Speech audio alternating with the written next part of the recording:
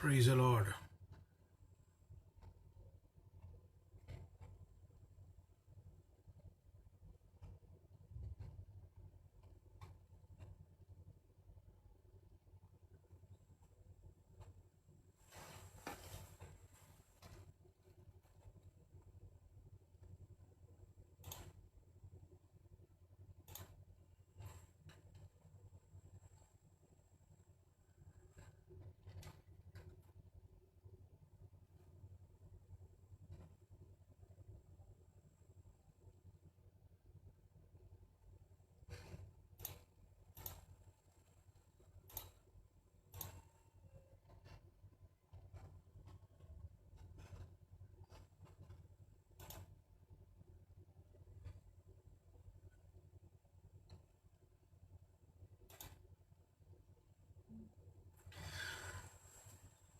Greetings to you all in the precious name of our Lord and Savior Jesus Christ.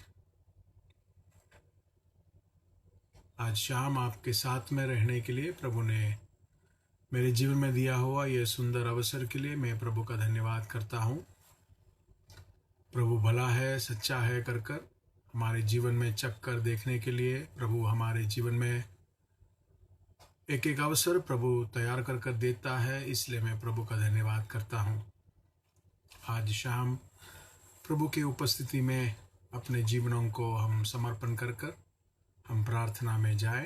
प्रभु के उपस्थिति में हम प्रभु से कुछ सुने, प्रभु के वचन को हम मनन करें और प्रभु से आशीष पाने के लिए हमारे जीवन को आज रात समर्पण करें।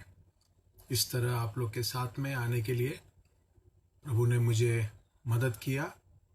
विशेष तौर पर कर्मेल मीडिया वॉइस के सारे सेवकाइयों को मैं प्रभु का धन्यवाद करता हूँ। I thank God for Brother Jain and for his ministry. May God bless him and use his ministry for the glory of God in the coming days. आइए हमारे आंखें बंद करें, स्वरों को झुकाए, हम प्रार्थना में जाए। प्रभु हमसे बातें करने के लिए थोड़ा समय प्रभु के वचन से सीखने के लिए हम प्रार्थना करें। प्रभु हम आपके धन्यवाद करते हैं। आज शाम आपकी उपस्थिति में हमारे जीवन को हम समर्पण करते हैं। हर एक के जीवन को प्रभु जांचने वाला परमेश्वर, आपकी उपस्थिति हमारे स्वरों को झुकाते हैं। Lord, we want to worship you and we want to thank you for this great opportunity you've given us, that we can lift up your name on high. As we come in your presence, let the Holy Spirit speak to our hearts, that we may go back strengthened, we may be equipped, and this evening may be a blessing for our lives. Commit our lives into your hands. In Jesus' name we pray. Amen.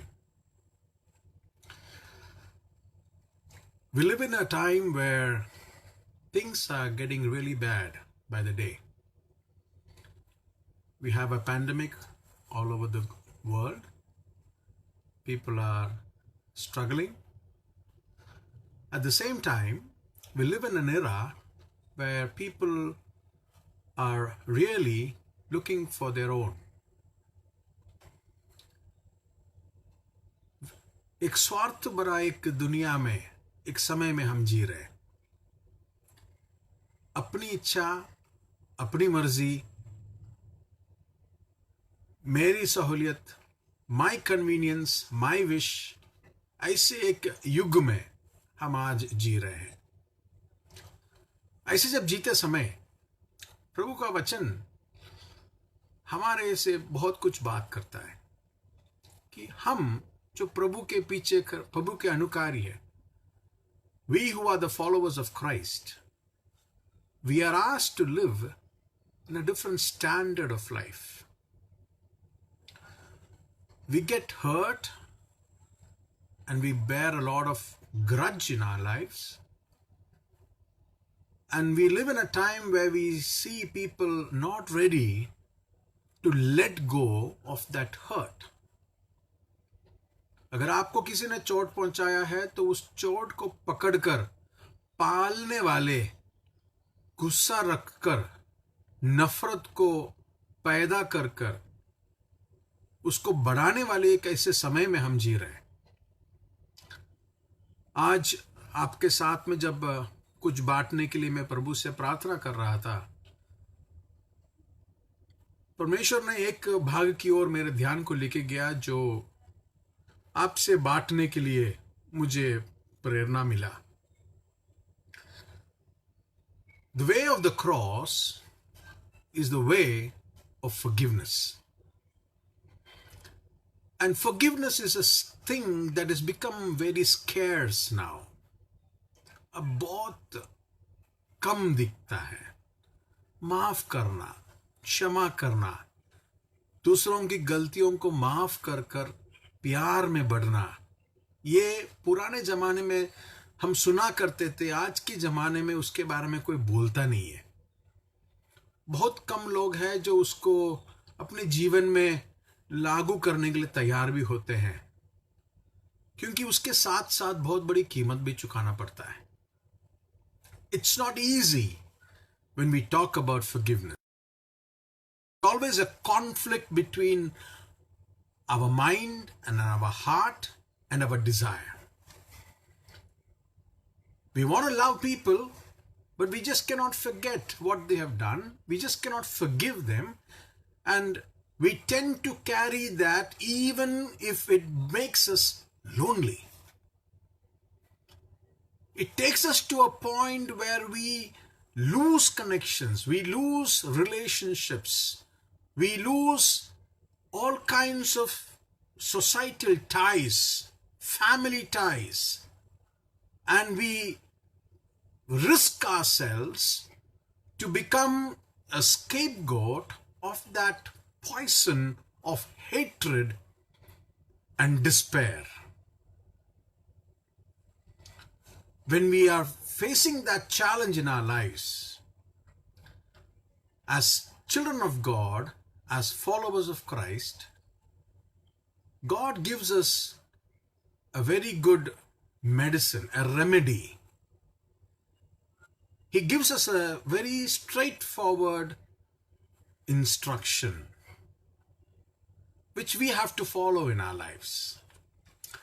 When we read from the book of Luke, the Gospel according to Luke chapter 11 verse 4, where the Lord is teaching his disciples how to pray, he tells them, pray this way, and he explains to them how they ought to pray. And when it comes to verse 4, he says, forgive us our sins as we forgive those who sin against us. So here, our Lord Jesus has mandated that we forgive others, and we can expect God to forgive us. But let's not misinterpret it by saying that unless we forgive, how can we? This all starts because we have experienced forgiveness. The Bible is very clear. In Colossians chapter 3 verse 13, Paul is saying, forgive others just as Christ forgave us. It all starts with us receiving the forgiveness from the Lord. That's when we come into Christ. That's when we accept the Lord. यीशु मसीह प्रभु यीशु मसीह में जब हम आ जाते हैं, हम प्रभु से प्रार्थना करने के नतीजे से हमने प्रभु से माफी पा लिया। हमारी सारी गुनाहों को उसने क्षमा कर दिया, और वो क्षमा प्राप्त हुए प्रभु हमसे मांगता है कि हम दूसरों को भी क्षमा करें। ये नहीं कि हमें कुछ मिला नहीं, मिलने की आशा में कुछ करो, नहीं। हमें प्रभु ने क्षमा कर दिया। इसलिए कोलोसियों में लिखता है, पौलुस कहता है, जिस तरह यीशु मसीह ने तुम्हें क्षमा कर दिया उसी तरह दूसरों को क्षमा करो. So, if we have received the forgiveness of Christ in our lives, and if we have experienced that, जैसे प्रभु ने तुम्हारे अपराध क्षमा किए, तो ऑलरेडी उसने हमारे क्षमा कर दिया. इसलिए हम मसीह में आ गए. इसलिए हम मसीह को अपने उद्धारकर्ता होकर हम उसके पीछे हो लिए और हम प्रभु के पीछे हो लिए. बड़ी खुशी के साथ आए, क्योंकि मेरे सारे पाप धुल गए. मेरे पापों की प्रायश्चित के लिए मेरा यीशु सलीब पर मारा गया. एक तरफ बड़ी डरावनी खौफनाक है, उसी समय आनंद की बात है कि मुझे अभी पापों की दाम चुकाना नहीं पड़ेगा, क्योंकि मेरा खुदा वो चुका लिया. So having experienced that in our life, the Lord says, you have to forgive others. Dear listeners, this evening I want to ask this question to you. How easy is it for us to forgive others? हमारे जीवन में क्या ये समस्या हम मुकाबला करते हैं कि हम दूसरों को क्षमा नहीं कर पाते? It is a very real problem today in the world. But while it is a real problem, we have a solution.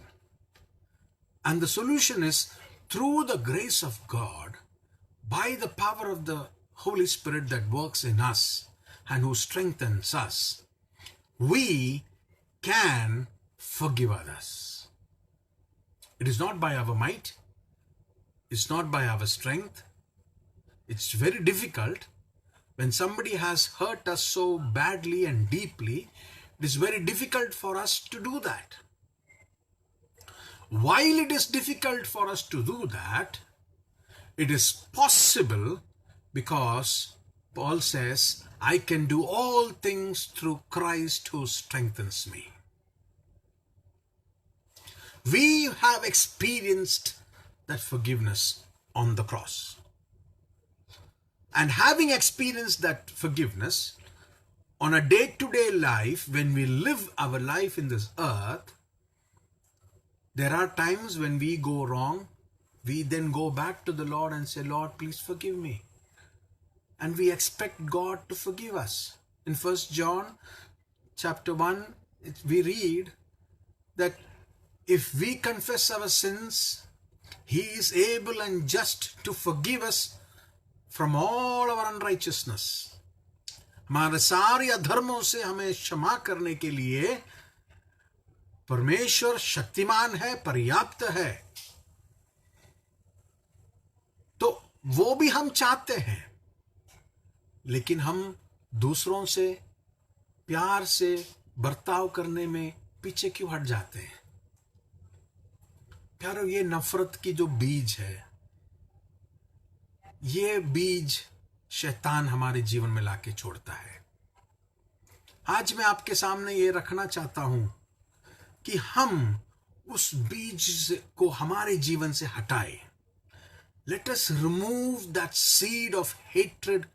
Let us make an effort to pluck out that seed of hatred from our heart and put on the love of Christ. We who have experienced the love of Christ and the forgiveness from the Lord, if we don't forgive others and if we don't share that love to others,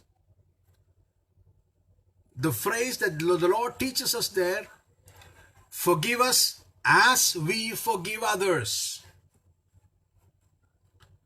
The continual forgiveness of our transgressions will be possible only if we are able to share this love, share this forgiveness, share this joy of salvation to others. It is not easy, but it is possible. Why? Because we know what joy it gives us to be free of that burden of sin, to be free of that burden, that weight on our shoulders of being wronged, of being wrong. This evening I want to encourage you. आज शाम को मैं आपको प्रोत्साहित करना चाहता हूं प्यारो। आज दुनिया की समस्या की अधिकतम बात इस एक बात पर पड़ी हुई है, क्षमा नहीं करते, घरों के अंदर अशांति फैलाता है, रिश्तों को तोड़ने वाली बात है, घरों को उजाड़ने वाली बात, कलीसियाओं को तोड़ने वाली बात। सब जगह एक बात काम आता है, वहां पर लोग क्षमा करने को तैयार नहीं होते। प्यारो, क्या हमारे जीवन में ऐसा हो रहा है?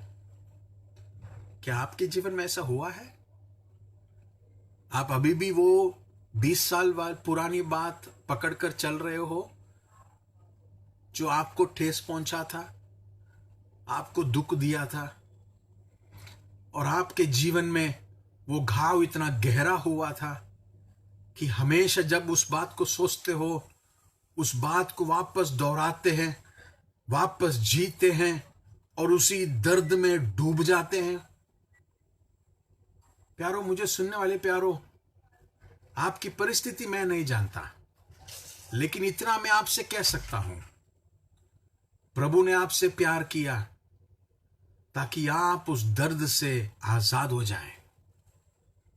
प्रभु ने आपसे ये प्यार इसलिए किया ताकि वो बोझ को वापस आप लेकर ना घूमे। और आज शाम जब ये वाणी आपके पास पहुंच रही है, आप दुनिया के कहीं भी हो, कहां भी हो, आपकी परिस्थिति को जानने वाला परमेश्वर, आपको आंसुओं को देखने वाला खुदा, आपके आंसुओं को पोंछकर आपको बल देकर क्षमा करने की ताकत आपको दे सकता है। अपने जीवन को खोलिए प्यारो, प्रभु के हाथों में अपने जीवनों को दे दिए। He will strengthen you to overcome that hurdle and get over that pain and be able to forgive your offenders. You know what light it is, what a joy it is to take off that burden, to take off that anger, to take off that hatred, and to look at that person and say, I forgive you. Jesus forgave me, and I want to share that with you, and so I forgive you. What a joy it is. What a moment of freedom, of deliverance, of liberty, to take off that burden that you have been carrying for so many years, that hatred that has been poisoning your life, and tell, I forgive you. It will reinstate love. वो आपके जीवन में दोबारा प्यार को लेके आएगा, आपके जीवन में दोबारा खुशी को लेके आएगा, आपके घरों में आनंद लेके आएगा। जहां आज मातम छाई हुई है, घरों में एक दूसरे से बातें नहीं हो रही है, एक दूसरे के साथ में उठना बैठना नहीं हो रहा है, वहां पर खुशियां खिल उठेगी। बस अपने दिल को खोलिए और प्रभु से बोले, प्रभु मुझे क्षमा करने की ताकत दे। मैं अपनी ताकत से नहीं कर सकता, लेकिन आप मुझे ताकत दीजिए। आप वो जब प्रभु से प्रार्थना करते हैं, मैं विश्वास करता हूं प्रभु आपको वो शक्ति से भरेगा, वो ताकत से भरेगा, वो शांति से भरेगा, उसके प्यार से भर देगा, जिससे आप उनके सामने जाकर बोल सकते हैं, मैं तुम्हें क्षमा करता हूं। He will give you the grace The Lord will give you the strength. And my dear ones, it's such a relieving moment to go and meet that person and say, I carried this in my heart, but here I forgive you. Our house can be a better place. Our churches can be at a better place. Our nation can be at a better place if we can practice forgiveness. As you're listening to me this evening, I want to strengthen you and I want to encourage you that if you can take this step forward and go and call that person or go and see that person, look into their eyes and say, I forgive you. I can guarantee you that today you will be delivered of that great burden that you've been carrying in your life. We don't know what awaits us tomorrow. We don't know how long we're going to live. After all, we just a breath. हम तो केवल एक मुसाफिर है, एक श्वास है. कब तक हम अकड़े रहेंगे हम बोल नहीं सकते. कब तक हम पकड़े रहेंगे हम बोल नहीं सकते. किसी भी क्षण हमारा आखिरी क्षण हो सकता है. प्यारो, उस गुस्से के साथ विदा लेना सही है क्या? वो गुस्से के साथ दम तोड़ना सही है क्या? प्रभु कहता है, अगर तुम्हें प्रभु से क्षमा चाहिए तो तुम एक दूसरे को क्षमा करो, एक दूसरे से प्यार करो. Love one another, forgive one another. और उसमें जब बढ़ते हैं, प्रभु का प्रार्थना का वहां पर वो शब्द वहां पर ये साफ जाहिर होता है, हे हमारे पिता, तेरा नाम पाक माना जाए, तेरा राज्य आए. Thy kingdom come. In his kingdom, there is forgiveness for all. And he expects that from us, that we forgive each other. So what does he say in Colossians chapter 3, verse 13? It says that, bearing with one another and forgiving each other, whosoever has a complaint against anyone, just as the Lord forgave you, so also should you. We bear each other. एक दूसरे को हम पकड़ कर चलते हैं. We take care of each other. When we do a mistake, we expect others to forgive us. We say we are sorry. हम बोलते हैं क्षमा करना, गलती हो गई. जब हम बोलते हैं तो हम क्षमा की उम्मीद तो रखते हैं, लेकिन हम दूसरा लोग जो हमसे करते हैं, हम क्यों क्षमा नहीं कर पाते? God says, that's what the Lord is telling here. If you want to be forgiven, you forgive others. If you want God to cancel what you have done, you forgive others. Because there is continual forgiveness for us in the Lord. Our Lord tells us a very good parable about this in the book of Matthew. In the Gospel according to Matthew chapter 18. Verses 23 to 35, there is a parable about a servant. एक नौकर का एक दृष्टांत वहां पर प्रभु यीशु मसीह मत्ती रची सुसमाचार 18 अध्याय का 23 वचन से लेकर 35 वचन में कहता है.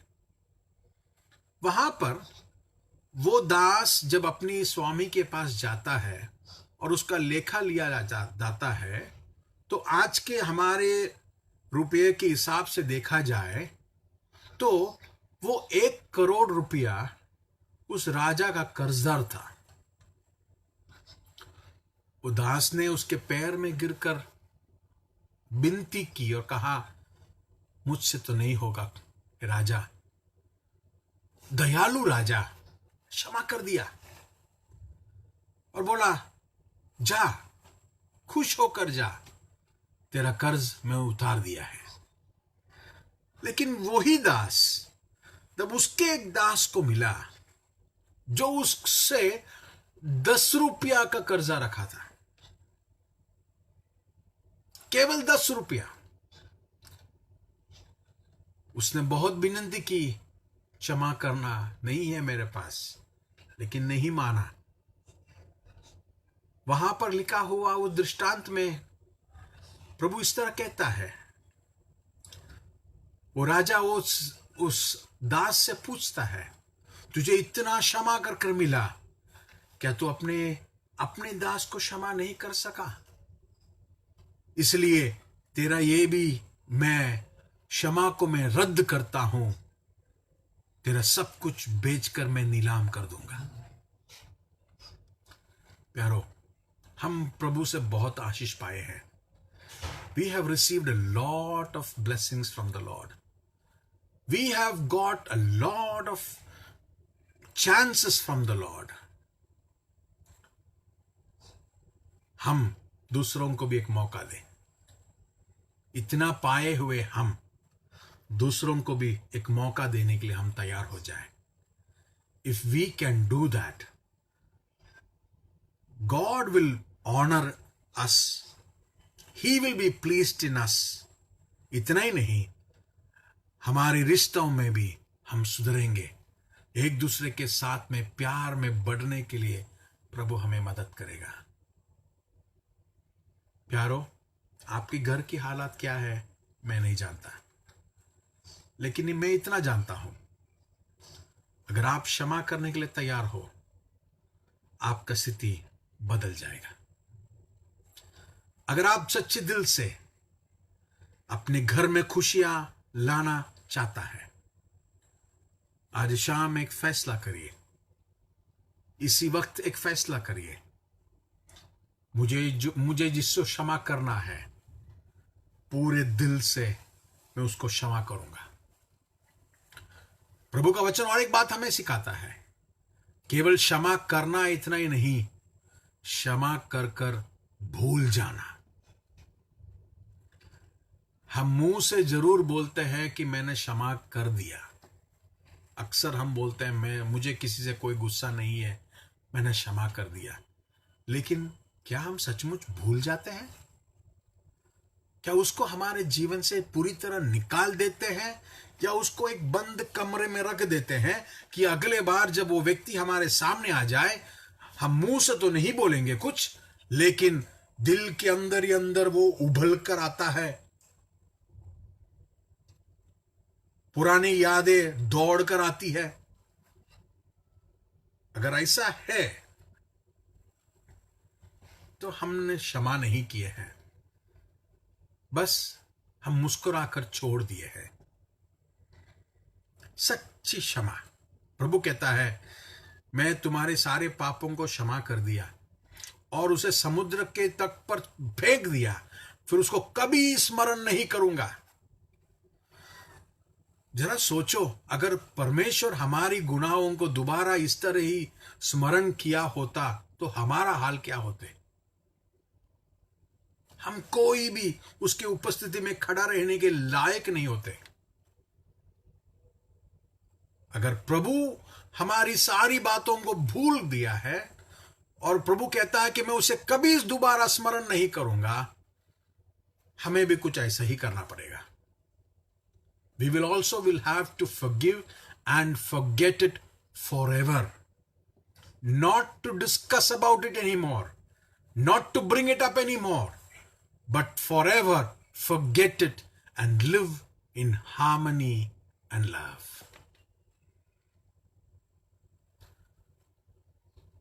I pray that God will help you, that we all can grow together in love, forgiving one another, and growing in the love of Christ, so that God may strengthen us to be what God has planned us to be, and God may fulfill His desire in our lives, so that we may become the true ambassadors of Christ wherever we are. Shall we look to God in prayer? Will you close your eyes with me? क्या आप मेरे साथ में प्रार्थना करोगे? आपके जीवन का परिस्थिति क्या है मैं नहीं जानता. आप किस कठिन अवस्था से गुजर रहे हैं मैं नहीं जानता. किसके प्रति गुस्सा रखे हैं मैं नहीं जानता. लेकिन अगर आप किसी से रखा हो, आपकी परिस्थिति कुछ भी हो, मेरे साथ प्रार्थना करिए. प्रभु से हम मांगे कि प्रभु मुझे मदद कर, ताकि मैं सच्चे दिल से क्षमा कर तेरे राज्य में खड़ा रह सकूं. आइए हमारे आंखें बंद करें. प्यारे खुदा, आज की शाम के लिए धन्यवाद. पवित्र आत्मा हमारे दिलों से बात किया, इसलिए हम आपका धन्यवाद करते हैं. प्रभु, हम कई बार दूसरों को क्षमा करने बिना, हमारी गुस्से को पालते हुए, नफरत के बीज को और बढ़ाते हुए हमारे जीवन में कई तरह की दरार को लेके आए. लेकिन आज शाम को उस दरारों को खत्म कर प्रभु यीशु मसीह की प्यार और मोहब्बत की मलम को उस दरारों में भरते हुए हमारे रिश्तों में हम मजबूत होने के लिए, प्यार में बढ़ने के लिए प्रभु आप हमें मदद करें.